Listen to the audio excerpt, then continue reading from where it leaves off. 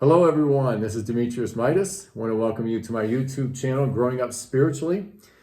Please remember to like, share, and subscribe to this if you like what you're hearing. So I have a special guest with me today, so I'm excited about this. This is Cameron Mazziotta. So hey Cameron, how you doing? Good, how are you? Good. Thanks for joining me today. Absolutely. So I'm going to ask Cameron some questions. He's coming through a little bit of our ministry of what we do at Faith Family Church and some of the other things that we do on the side too as well. So I'm going to talk to him here a little bit and let him share some things. So Cameron, the first question, I gave you some of these questions before, but was there a life event, something that happened in your life that you feel sort of got you off track with where God wanted you to be, especially now here in your life now? Do you think something happened that got you sidetracked? Yeah, absolutely. It's hard to pinpoint it down to one single event, but my addiction definitely took me off the course that God was putting me on. I graduated at Kent State, got my nursing degree. I worked for a couple years as a nurse, but that whole time I was battling with some demons. A lot that people didn't know it at the time, but I got a root canal. A couple years into it, and I always kind of drank heavily, but I got that root canal. I got some pain pills, and maybe I needed like one or two of them, but I got a whole bottle of them. And I started taking them, and I that opened doors that I wasn't able to close for years, and it turned into a full-fledged addiction. Wow. So yeah, it was it took me into a dark place. I've been to many rehabs. I got in some legal trouble. Quite frankly, I just, I really didn't have to really want to live anymore. But yeah, it was a rough couple years, and that definitely, I lost my nursing license, and, I felt like I just didn't have much purpose anymore. And that was kind of a big thing for me, that I lost that when I lost my nursing license. And yeah, so, I definitely don't think that was the path God had for me. I wasn't, I always believed in God, but I wasn't very in touch with him. I say the only time I ever prayed is when the cops were behind me. And it's true, I felt like he left me, but now looking back, he never did leave me. And I think I'm still here for a reason. And so. Well, that's good. Now that's interesting, because a lot of times people, especially that we deal with in correctional facilities or in rehab, usually they have an event that they can trace back to say, well, when I was 5 years old. In fact, I was just talking to somebody just the other day that when they were 5 years old, they were sexually abused. Another female was sexually abused by some family members when she was little, and they don't know how to deal with the pain, how to deal with the stuff, the trauma that they're dealing with. So they turn to drugs and alcohol and start self-medicating. But here's a different situation. It seems like, hey, you were on your way, graduated from high school, going to college. You're on your path, and then the doctor subscribed this and took you off. Just, it felt good, huh? Just his pain meds were good, and just keep doing them. I always say, I did have a very good upbringing, and I know, some of my family, and I always kind of use that almost as an excuse, like, when nothing really happened to me, I shouldn't be feeling this way. But in truth, I did have a good upbringing, but I didn't really experience much of that. But I still caused issues in the future, and I'm learning how to deal with those now. But yeah, that's good. So tell me, tell the audience here, how did you and I meet? Was it through Faith Family or through something else? Yeah, it was through Faith Family. My aunt has been going to Faith Family for, I would say, probably close to 10 years now, and I know she knew you, and she would always try to get me to go to the church, even through my addiction. But quite frankly, I just didn't want to have anything to do with it at the time. And she.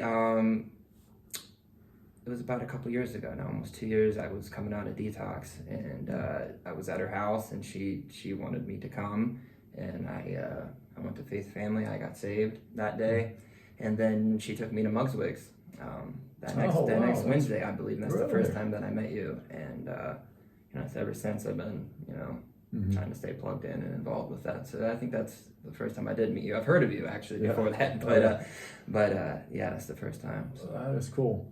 Yeah, we do a connect group at Mazziotta every Wednesday morning at 9, and we have guys that are coming out of addiction, have successfully overcome addiction. and then even volunteers that we're all just there sharing and trying to help each other to growing up spiritually and overcoming, whatever our demons are, whatever we're dealing with. So that's pretty cool. So Mugs Wigs, you said about that it was effective to you, or effective for you. So tell me this, the important question is, that a lot of people want to know, is how did you get free and how do you stay free? What's the balance there? What's the secret recipe, for that? For success. Yeah. So it's not just one thing. I was always taught that addiction is a disease of the mind, the body, and the spirit. So to stay healthy, you have to attack all three of those areas.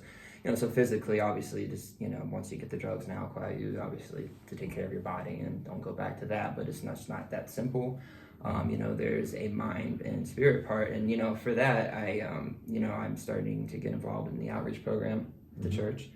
So that's very important for me to be able to give back and help other people, because in return it helps me. I do go to meetings, AA meetings, and that's also very helpful. And as far as the spiritual aspect of it, I obviously read the Bible a lot more than I ever used to. I just try to stay in touch with God, by praying, reading, listening to podcasts. That's always important on the way to work or something. You can always do that. Yeah. So I just try to stay busy, and it seems to be working for me. I do like helping people. It's why I got into nursing in the first place. I'm starting to see maybe I'm getting that purpose back that I was talking about a few minutes ago. And that is helping me stay free from this. It's a daily thing. Some days it's getting easier. Some most days are better than others. But if I don't do these things on a continuous basis, it'd be very easy for me to slip back in my old habits. Yeah, that's good. And really that's good for anybody with whatever you're dealing with. It doesn't have to be a drug addiction, but anything you're dealing with in your life that you need to overcome. It's the daily stuff, the daily disciplines that help you to overcome, whether it's depression or anxiety or fear or anything else, anything that you have a problem with. It's that daily stuff that helps you overcome. So the last question is, what are you doing now? Where are you at right now? What are you looking for in the future? Where are you at now and looking forward to? Yeah, absolutely. So, I'm blessed that I do have a good job. I'm a server. So, to be able to create some income, because you have to have a job. Yeah. But I currently just actually got my CDCA license. So what is that? That is a chemical dependency counselor assistant. So, for people that's been in rehabs and, in the area, they know what that is. But, it will let me be able to actually work in places like that. And ultimately, I want to go back to school here. I'm aiming towards this fall to get my social work degree, so I can become an addiction counselor eventually. And with my nursing degree and background, it shouldn't be as long as it normally would if I was starting from scratch. So it's something, I'm looking forward to. And like I said, I'm just trying to, getting more involved with the outreach program, and I do enjoy that. It's changing those people's places and things that you hear all the time. It's so important, because I used to go not really change much and expect things to fall in my lap.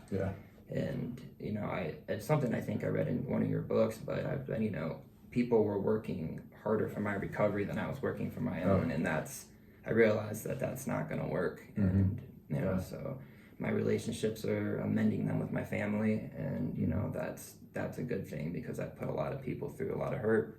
And so it's getting better. It's definitely getting better. So that's good. Yeah. So it's neat to see what God's doing in your life, and we're glad that whether it's myself or the group, the church, all together, it's a team effort of everybody just pouring in, and how God uses people and brings people in your life, in churches, and really that's everybody. We all have people in our life for a purpose, for a reason, and they're to help us to get to a better place. Even in myself, I have people in my life that are helping me get better, because I'm not there yet. I'm still trying to grow up spiritually, just like the rest of us. So again, hey, thanks, Cameron, for joining me. And guys, again, if you like, please share this and share with other people. If you want to reach out to us for some more counseling, some more help, you can get a hold of me there on my YouTube channel, or even through Facebook, and we'll see what we can do to help out. And we're praying for you, and thanks a lot, guys, and have a good day. Bye.